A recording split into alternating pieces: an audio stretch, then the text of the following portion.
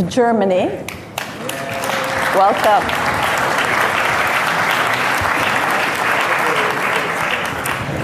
Antony Blinken, Secretary of State, the US.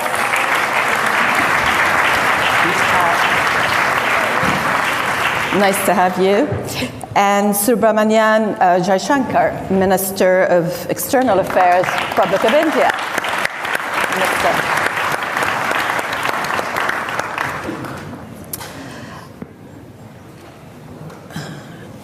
I hope that based on the topic of the session that you will not all agree with each other and we can have some sparks. We have about 43 minutes and I will prepare your questions because I'll ask a few questions and then I'll turn to the audience. Minister Baerbock, I'm going to start with you. Germany's national security strategy calls for expanding global partnerships and is quite open about the multipolarity of the world today. How do you go about it at a time when there are so many divisions, and particularly when increasingly we feel the global South and the Western world are not on the same page? Well, first of all, good afternoon. Very good to have this important session with my dear colleagues. In a nutshell, it's more important than ever because we are not naive. Obviously, there are ruthless actors who don't want to grab up the title of our panel, negotiate the slice of the pie, but they want to rob the whole bakery. And having that in mind, I believe it's even more important than ever that those who are at the table negotiating about the slices of the pie stay there, first of all, resolute, respectfully, and also reflective. And this is the core also of our national security strategy, which we have drafted as the German government, making very clear in the light of this ruthless war of aggression against Ukraine that we are resolute in defending international law. It's the best protection for everybody around the world. So there is no question about negotiating whether Ukraine has the right of self-defense or not. We all agreed, and not only, I don't like that word, but Western actors, we all agreed in our Charter of the United Nations there is the right of self-defense, and we all agreed on the Universal Declaration of Human Rights. Having said that, obviously, we have to be respectful that especially within Ukraine, and I think this is the lesson we have learned, and it was very important to speak to partners like India and so many around the world, Brazil, South Africa, we have to be respectful that obviously in this moment when we said we need the whole international security, others asked some questions like, where have you been when we needed you? Or asked some question, so actually what does it mean for the future? Do you also stand with us? And this is, I would say, maybe something new in the attitude, at least from our foreign politics from Europe, to say, okay, we cannot take for granted that everybody just agrees with our European or transatlantic vision. And the third part, I think it's the most easy, but it's the strongest asset for democracies. The strength of democracy, in my point of view, is that we can be self-reflective and self-critical. So asking in a moment when others, for example, war of aggression, we're not saying automatically, okay, we support you, not saying, why don't you get it, but asking ourselves why they cannot support us. And I think this is the critical part, but the most powerful part. And at least, again, in our national security strategy, we try to do it, talking about, for example, our colonialism past. Understanding why South Africa was mentioning the whole time their ties with Russia in the apartheid regime. And being self-critical and saying, oh yeah, not all democracies have stood back in time at their time. And taking that as something where we said, yes, we might have made mistakes in the past, but we cannot change the past, we can only change the future together. I think this is the strength of multilateralism, and we see around the world the majority believes in it.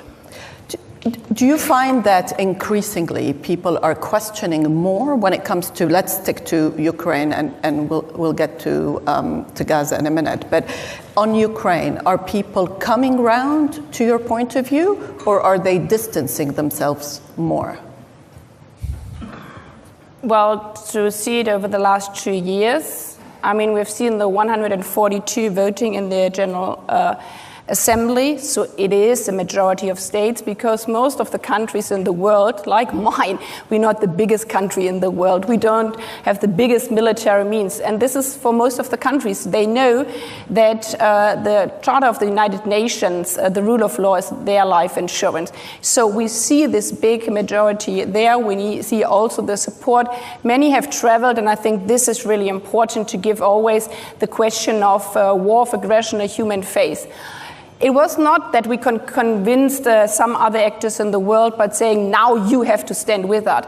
But when delegation traveled to Kiev, and not only Kiev, to Bucha, to Irpin, when they spoke, like we did, to the parents of those where their child had been kidnapped by Russia, then we give this situation a human face, and that's all about. And this is why it's so important to not only talk about state, but we talk about the people, talk about also the question of the rule of law in front of the International Criminal Court, for example, bringing crimes against humanity in front of the court. And there we see again the majority of the states is pushing for that one. Secretary Blinken, there's a feeling that it's more than a feeling. It's what we see happening on the ground, that the U.S.-China tensions are leading to greater fragmentation, and that you're almost competing for, alliances. Who's our ally? And we see this within the UN and various UN institutions, but we just see it all around the globe. To what extent do you feel that you are challenged in your travels around the world on the fundamental questions? Well, first, it's wonderful to be with my friends, wonderful to be back in Munich at the Security Conference, known among all of us as speed dating for diplomats.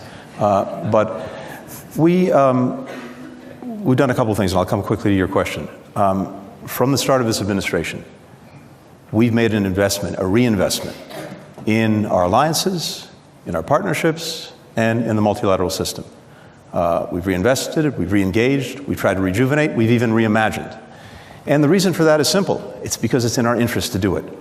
Not a single one of the challenges that we have to face and that are so important to the interests of the American people can we effectively deal with alone, as powerful and as resourceful as we are. And so across the board, we've seen our comparative advantage as having a strong network of voluntary alliances, voluntary partnerships, and if you're not at the table in the international system, you're going to be on the menu. So it was very important for us to re-engage multilaterally, and we've done that. When it comes to strategic competition, and there's no doubt that we have one with China, there are a few things to be said. First, we have an obligation to manage that relationship responsibly. And I think that's something that we hear from countries around the world, and it's clearly in our interest to do so. And that's exactly what President Biden is doing. And when it comes to other countries, the point is not to say to country X, Y, or Z, you have to choose. The point is to offer a good choice. And if we can do that, and I believe we can and we have and will continue, then I think the choice becomes fairly self-evident. Over the last 6 or 7 months, we have engaged in a sustainable way with China. I just met my counterpart Wang Yi here in Munich, but that follows a series of meetings, notably, most importantly, President Biden and President Xi. And I think we brought greater stability to the relationship, not moving away from or ignoring the fact that, yes, we have a competition. There are areas where we are contesting each other, but there are also areas where we can and should cooperate because it's in our interest to do that. One of the best examples of that is the agreement we reached with China on fentanyl, the single largest, the number one killer of Americans aged 18 to 49 is a synthetic opioid, fentanyl. Now we have meaningful cooperation from and with China on fentanyl. That's going to make a difference in the lives of Americans. And you think it is sustainable to have cooperation in some areas, climate being one of them, but to have a strategic competition, the strategic competition that defines geopolitics today and that will go on for a very long time, do you think that that is sustainable, that both sides sort of can find rules of engagement? This is where we compete and this is where we cooperate? Some fundamentals haven't changed. Countries will act in their self-interest. Where we have to compete, we will. Where we have to contest, we will. Where it makes sense to cooperate, we will. And I think you can do all of the above at the same time. But there's something else that's, I think, changed, and it goes back to the first part of the question. The very fact that we've re-engaged and rejuvenated, as well as reimagined some of our alliances and partnerships, along with the investments that we've made at home in the United States, the investments we've made in our infrastructure, the investments we've made in science and technology and chips, the building blocks of the 21st century economy, the investments we've made in climate technology. You put those two things together, investments at home, much greater alignment with partners and allies across the board in Europe, in the Indo-Pacific, in Asia, on how to approach a question as complicated as relations with China. That puts us in a position of much greater strength in dealing with all of the challenges that we have to deal with. Minister Jaishankar, India has more of a multiple choice mindset. Would that be right? From non-alignment to, I think you may have called it, or somebody else called it, all alignment. So you can pick and choose alliances, but you can also pick and choose topics. On Russia, for example, you still buy Russian oil. Is that okay with your counterpart from the US? Everything is, your relationship is fine, you can do whatever you want, whenever you want? Okay. First of all... I mean, you're sitting next to each other. No. So. First of all, delighted to be here. And I couldn't find a better set of people to be with on the stage. So thank you for whoever put us all together. Your question, do we have multiple options? Answer is yes. Is that a problem? Why should it be a problem? If I'm smart enough to have multiple options, you should be admiring me. You shouldn't be criticizing. Now, is that a problem for other people? I don't think so. I don't think so, certainly in this case and in that case, because look, we try to explain what are the different pulls and pressures which countries have.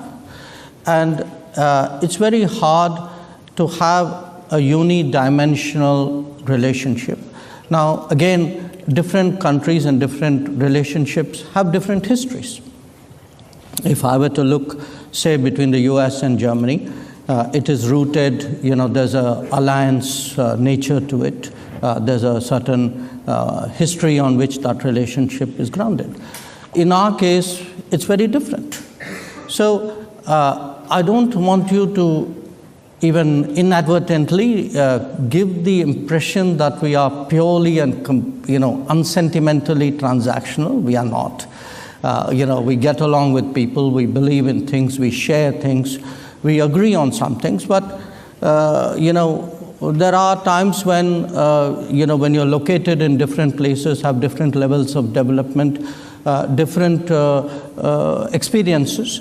All of that gets into it. So life is complicated, life is differentiated, and I think it's very important today not to reduce the entire complexity of our world into very sweeping propositions. Yeah. I think that era is today behind us. Yeah. So I agree very much with what Tony said, which is good partners provide choices. Smart partners take some of those choices.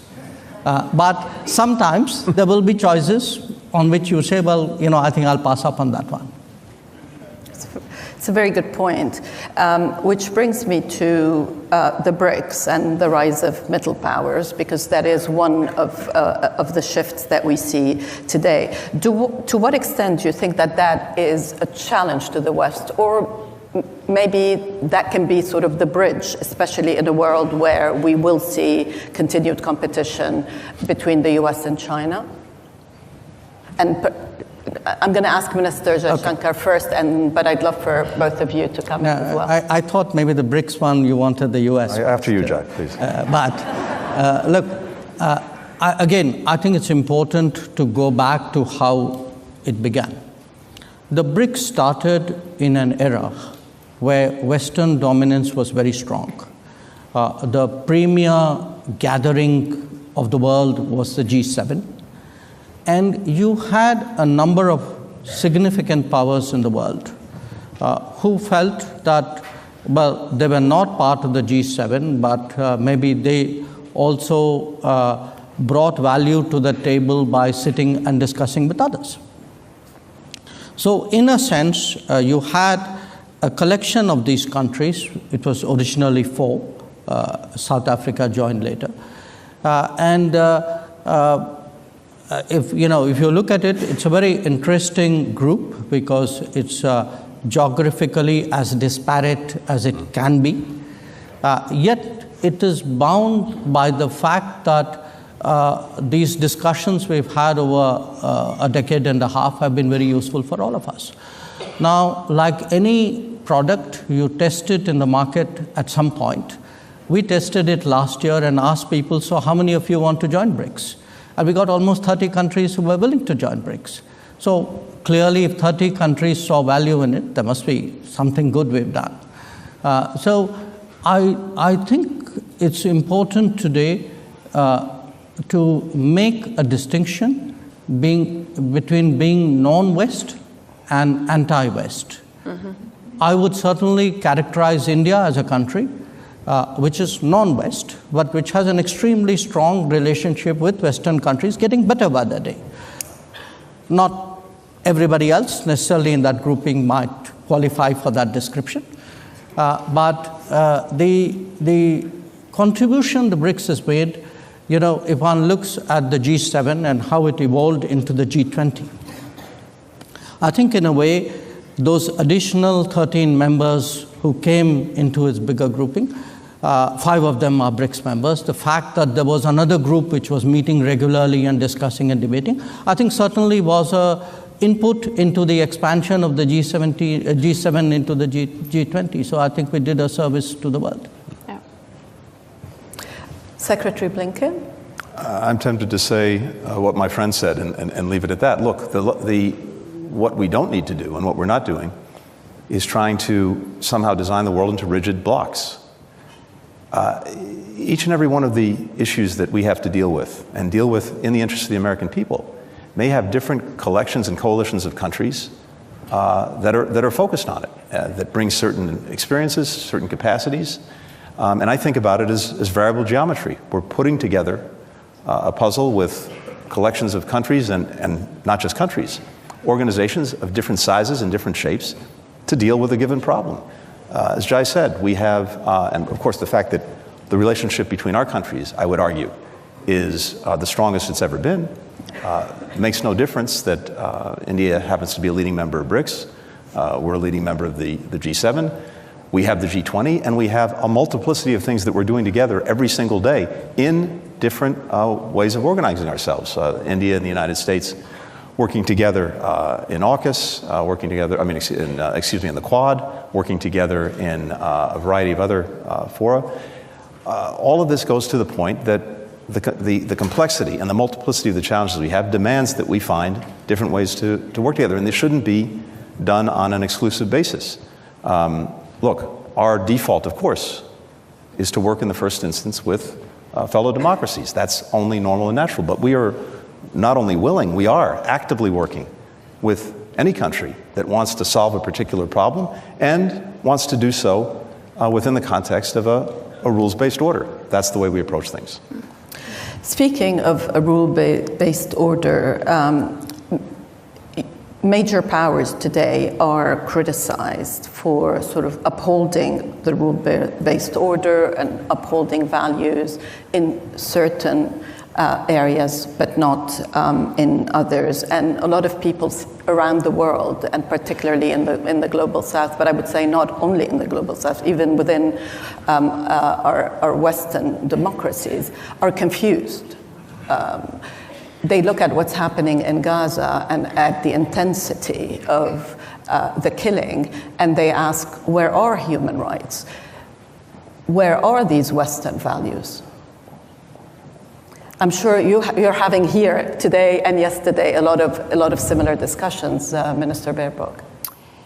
Yes, and they are so productive because many of them are not only speed dating, but behind closed doors, very trustfully. And I think the most important job for those who believe in a rules-based international order, be it politicians, be it journalists, be it citizens, is to not be pushed into this speed dating, into this black and white world in all our bubbles. Because easily, and this is a double standard question, yeah? If you only look, and you mentioned the situation in Gaza, if I only see the whole time on YouTube what's happening in Gaza, and I do that every second day, every day I cannot stand it because otherwise I couldn't get out of my bed anymore. Yeah, your reality is obviously the only thing what we can and have to do right now is to go in a total ceasefire to rescue these innocent children dying there every day. Yeah? So, and you're 100% right by that. But the question is to really come to this reality is to force myself, not myself, but all these persons are saying this is the moral right thing to do, to then also ask, so how do we come to that? And this is then when some might ask, so why you, German Foreign Minister, didn't call for immediate ceasefire the last months ago? Because I also looked at the other side, at the other YouTube videos, at the other bubbles, yeah, where I saw 4 days after the 7th of October, I didn't even see it, I spoke to the father whose wife and 2 little girls had been kidnapped by terrorists from Hamas. I saw the video where women have been not only raped, but murdered afterwards. And in that moment, for me, it was clear, again, that we can also not only relate to the past, saying, okay, we know how negotiations with terrorists are working, because if you saw that video and if you were ready to see these women suffering there, you understand that this is not only a military logic, because those people who are doing this, raping a woman and killing her afterwards, they don't want to exchange soldiers or political prisoners. They enjoy slaughtering women. I'm saying that because I think this is really important, bringing it down to the people, because then you understand in this kind of situation, how do we come now to a ceasefire? That the release of hostages, the release of these women is crucial, because otherwise we can never save the children in Gaza. So this comes all back to what my dear colleague Jaishankar has said. If we're not capable of stepping out of right or wrong, yes or no, black or white, we will, in this world of dilemmas, never do what our job, I would say, the 3 of us here, is to do all the best to rescue people. And this is why we have been working so intensively with those partners, Arab partners, in the last 3 months, to see how we can come together for the most important point right now, freeing the hostages, having a humanitarian pause to bring in humanitarian support into Gaza, and not stopping. Even though the headlines are there every day, you cannot fix it anyhow. I think the biggest favor for those who do not care for human rights and the international order is that we are giving up, and that we are not being ready to look at these different topics from our different side. And this is why, at least for me, I would say for all the 3 of us, use our competences, use our channels we are having. And there's, again, diversity is beneficial. If we are not all the same, but if we are trying to solve this horrible war in the Middle East from our different perspectives, then we can also bring security both for the people in Israel and the people in Gaza. I have to say, I fully subscribe to everything that Annalena said. And I think as people in positions for a brief period of time of responsibility, but also, and maybe foremost, as human beings, as mothers, fathers, children, brothers and sisters, we're intensely driven to try to prevent or stop human suffering, including the suffering of men, women, and children in Gaza. The question is how to do it most effectively and how to take account of the incredible complexity that Annalena just outlined so well. But there's another element to this that we have a responsibility to do something about. The greatest poison in our common well is dehumanization. And we see that in all directions. And if you lose sight of the humanity of someone else, then your heart is hardened to a point where anything is acceptable and anything is possible. Part of our responsibility is to do what we can, to push back, to avoid, to call out dehumanization wherever it's coming from, in whatever direction. Because if we can't get at that, it's very hard, if not impossible, to do other things.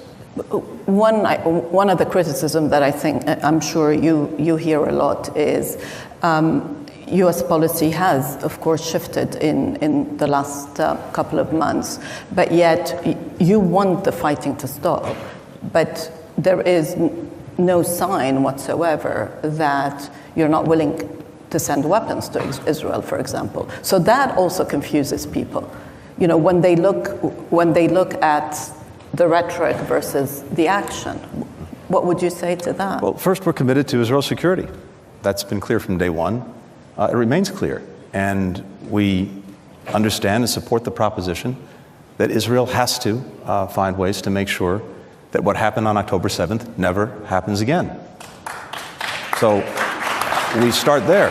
But we've also said, and not only said, we've acted on the proposition that, of course, the way Israel does that matters profoundly. The way it does it in terms of trying to ensure greater protection for civilians who are caught in a crossfire of Hamas's making. That's absolutely essential. Making sure that people in need get the assistance they need. We are working on this every single day. And as we've seen this evolve over the last 4 months, things have happened as a result of our engagement, our intervention, that I would say probably would not have happened, almost certainly wouldn't have happened without it. But it's not enough. It's insufficient. And that's why we're at it almost literally 24 hours a day.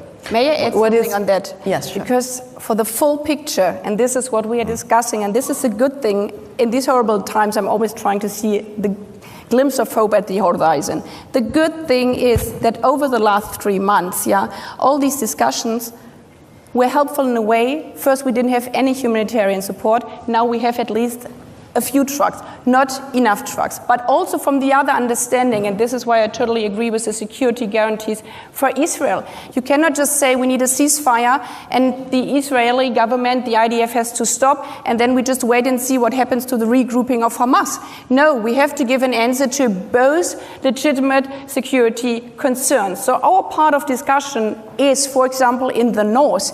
If people go back to the north, how do we, as an international community, secure that Hamas is not regrouping there, misusing against civilians as human protection shield? And this is also part of our common international security response. Minister Jaishankar, what is the view from India? What would you, if you had some advice for your colleagues, what would you tell them? Well, I don't have advice for my colleagues, though I think all of us follow the enormous efforts which Tony is putting in right now. But look, the way we look at it, there are different dimensions, different elements to this. Number one, we must be clear that what happened on October 7th was terrorism. No caveats, no justification, no explanation. It was terrorism. Number two, as Israel responds, it is important that Israel should have been very mindful of civilian casualties. that it has an obligation to observe international humanitarian law. Number 3, the return of hostages is today imperative. Number 4, there is a need for a humanitarian corridor, a sustainable humanitarian corridor to provide relief. And eventually, there has to be a permanent fix, a long-term fix, otherwise we're going to see a recurrence. And I think today, certainly India has long believed in a two-state solution. We have maintained that position for many decades. And I think today many more countries in the world today feel not just that the two-state solution is necessary, but it is more urgent than it was before. Let me take a couple of questions. I think there's a gentleman there, and then there, and there. Okay, 3. Let's take all 3 questions. Actually, we'll take 4 questions very quickly. 4 is here? Yes, 4 is there. Natalie Tocci, Rome. A question, in fact, both to Secretary Blinken and to Foreign Minister Baerbock. I mean, the logic of the argument of being somewhat reticent on pushing for a ceasefire, as far as I understand, is basically that of saying, well, one needs to make sure that what happened on the 7th of October does not happen again. And so the question that I ask you is, do you think that what is happening now, what has happened over the last 4 months, will actually reduce the chances of what happened on the 7th of October happening again? Will it actually make Israel more secure or not? Okay, so there's... Okay, so I thought that question was that side, but okay. Oh yeah, thank you very much. Alexei Goncharenko, member of the Parliament of Ukraine. Secretary Blinken, you said those who are not at the table are in the menu. Ukraine was at the table in Budapest when we voluntarily gave up our nuclear weaponry. Now we are in the menu. So the question is, what is the way for us? We are confronted with a nuclear power. Either we will become member of NATO, alliance with a nuclear power, or we should restore our nuclear status. I don't see any other option. What option do you prefer, and what you will answer on this? Thank you very much. Okay. There's a question here, a question there, and then we'll do one round. Would that be okay? Yeah. Yes, I mean, I have time. Yeah, here we go. Thank you. My name is Shafiq Gabram from Egypt. My question is to Secretary Blinken. You've invested an incredible amount of time trying to bring a settlement in the issue of Gaza. And at the very same time, we all feel in the region that things can spill over in a very dramatic way. Especially, there are many excuses of why not to have a solution, but to do things step by step. That is not going to work. So my question to you is, sir, why, with all the countries, including the United States, including the UK, just what Cameroon has just said, proclaiming a two-state solution is not something the United States puts on the floor now, okay, and be able to achieve that? Thank you. Thank you. Finally, there's a question there, and then I'm afraid. I have a loud voice. I don't need a microphone. Hello, my name is Masih Ahmadinejad. I'm an Iranian troublemaker for mullahs, and I have a simple question. We cannot talk about global security by forgetting about Iran, by burying the human rights abuse under the carpet. I'm here today with a woman who was in the front line of last year's uprising. She was shot in her eyes. She lost her eyes because of the Revolutionary Guards. So my question is very clear. How we can reach to peace and security in the world without designating the Revolutionary Guards as a terrorist organization, which the United States of America did that, thanks. But why the allies are not following the United States? Okay. The democratic countries are not as united as autocracy, because Islamic Republic is helping Putin, is helping Hamas, all the proxies in Yemen. So as we see, unfortunately, dictators are more united than democratic countries. Do you have any common strategy to isolate Islamic Republic and address Khamenei and his gang of killers the way that you address Putin? Thank you so much. to all three of you, you can pick the question you want to answer. I know one was directed, a couple were directed at Secretary Blinken. So maybe you start. Good. Yeah. So to the question, is Israel more secure now, after 4 months after October 7th? I think the answer is, in the near term, in the immediate, yes, it is, in terms of dealing with the immediate threat. The horrific terrorist group that attacked it in the most unimaginable ways on October 7th. Is it more secure for the long term? That's a different question. Because the fundamental question we have to ask ourselves is, and Jai mentioned this, how do we make sure that this cycle, one way or another, doesn't repeat itself, whether it's a year from now, 5 years from now, or 10 years from now? I think there's an extraordinary opportunity before Israel in the months ahead to actually, once and for all, end that cycle. And it's because there's some new facts that didn't exist before when there were efforts to make peace between Israelis and Palestinians, starting with the fact that virtually every Arab country now genuinely wants to integrate Israel into the region, to normalize relations if they haven't already done so, to provide security assurances and commitments so that Israel can feel more safe and more secure. At the same time, there are genuine efforts underway, led by Arab countries, to reform, revitalize, revamp the Palestinian Authority so that it can be more effective in representing the interests of the Palestinian people and could be a better partner for Israel in that future. And there's also, I think, the imperative that Jai mentioned, that's more urgent than ever, to proceed to a Palestinian state, one that also ensures the security of Israel and makes the necessary commitments to do so.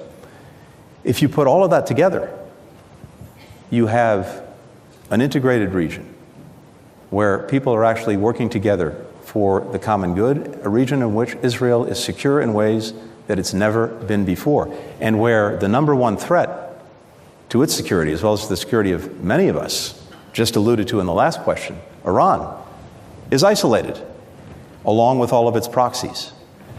That future, that path is there, it's clear, it's hard, it's complicated, but it's real. The alternative is an endless repetition of the cycle that we've seen, year after year, decade after decade, generation after generation. It's incumbent upon all of us who have relationships with and responsibility for different countries in the region, things that we bring to the table ourselves, to make the hard decisions, do the difficult things, to actually make that path clear, real, and one whose attraction is overwhelmingly powerful. I think the more we're able to do that, and the more we distinguish between that path and the alternative, the greater the chance we'll actually see movement in that direction. I'll say just very quickly on Ukraine. I think you've heard throughout this conference, including by the fact that we have an extraordinary delegation from the United States Congress here, Republicans, Democrats, Senate, House, that there is enduring support for Ukraine, and that's not just from the United States, it's from country after country in Europe and well beyond, for a whole variety of reasons, starting, of course, with the aggression that the Ukrainians have suffered, but also because that aggression has gone to the very principles at the heart of the international system that each of us has a stake in preserving, and that's not going away. So there's a tremendous determination on the part of dozens of countries to do two things. First, to make sure that Ukraine has what it needs to deal in the immediate with the ongoing Russian aggression, but second, to put Ukraine on a path where increasingly, in the months and years to come, it's able to stand strongly on its own 2 feet, militarily, economically, and democratically. That is the strongest possible rebuke to Putin. It's the strongest possible rebuke to all those who would seek to undermine Ukraine. And I'll just conclude with this. The real lesson to be drawn from what we've seen, including, as you rightly said, Russia tearing up and then spitting on the Budapest Memorandum, among many, many other agreements, is that this aggression against Ukraine has been an absolute strategic debacle for Vladimir Putin and for Russia. Russia is weaker militarily, it's weaker economically, it's weaker diplomatically. Europe has ended its energy dependence on Russia in the space of 2 years. Ukrainians are more united than they've ever been, including against Russia, which was not the case, certainly in 2014. Not desirable, but it's a result of Russia's actions. And certainly since 2022. We have a NATO alliance, a defensive alliance, with no intent of ever attacking Russia, only there to defend its members, that is now stronger and larger.